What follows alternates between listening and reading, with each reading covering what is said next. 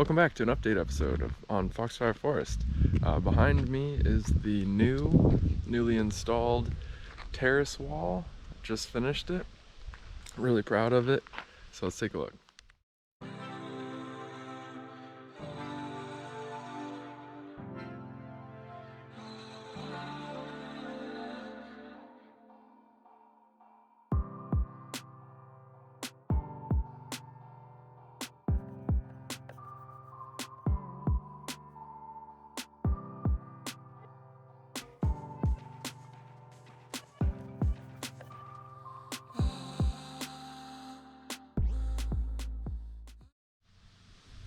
So here's a quick look at the tools I used for this project. Real simple. Tried to keep it simple. I like using hand tools when I can. Pruners, spade shovel, good sharp saw, pickaxe type thing, and axe for the real serious roots. As far as materials go, it is very simple.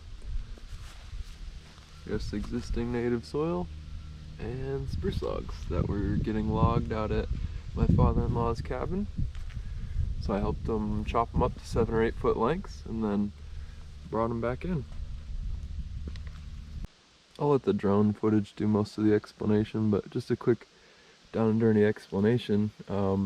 I took the logs and put them on the downhill side and then used the pickaxe to just take from the high points, move it to the low points.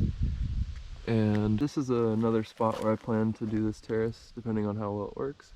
But you can see how before I moved the native soil from the high part to the low part, I add sticks, leaves, anything leftover roots as I'm digging.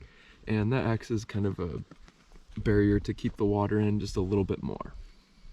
Goal of this is to slow down this water as it's moving down this pretty steep hill.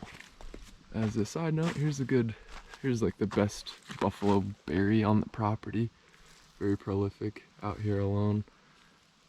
But this is sort of a good before look at it, almost exactly what it looked like before I started the project.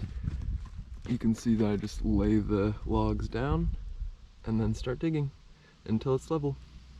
And then I usually will dig the logs down into a channel on the earth, and then if I have to stack logs, I'll put them one behind the other.